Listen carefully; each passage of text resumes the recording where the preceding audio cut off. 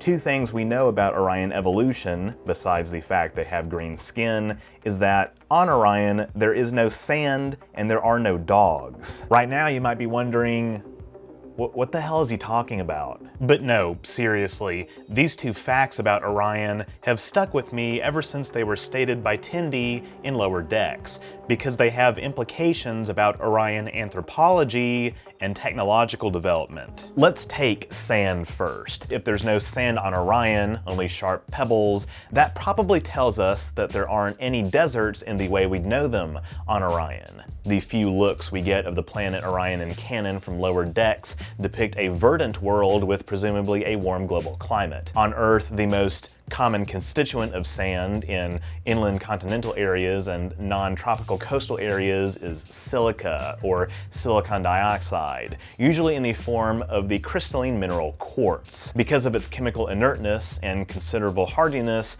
quartz is very resistant to weathering. In tropical and subtropical settings, the size of sand grains is also determined by the amount of weathering and erosion that happens to sediments over time. Sand dunes are also a consequence of dry equatorial conditions with no water or vegetation, whereas the amount of moisture in Orion's atmosphere may mean that dry conditions are just never present on its surface long enough for sand dunes to form. The closest thing I can think of to what Tendi is talking about is grus, or recently weathered quartz sand with angular crystals, which is still suitable for use in concrete and potting soil. Alright, now let's talk about dogs. The domestication of dogs from wolves has a long history, and one of the most important transitions in our development was the domestication of animals overall. But what specific anthropological differences could have arisen from this lack of dogs? Well, on Earth, domestication of dogs predates agriculture,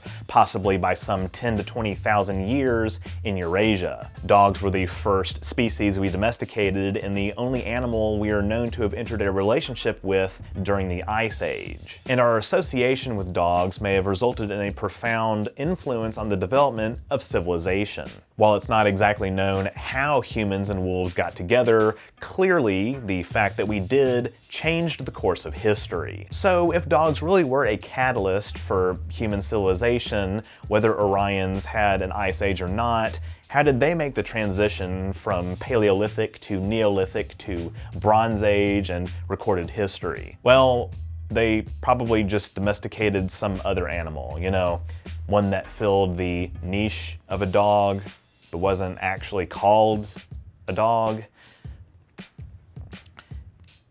Yeah.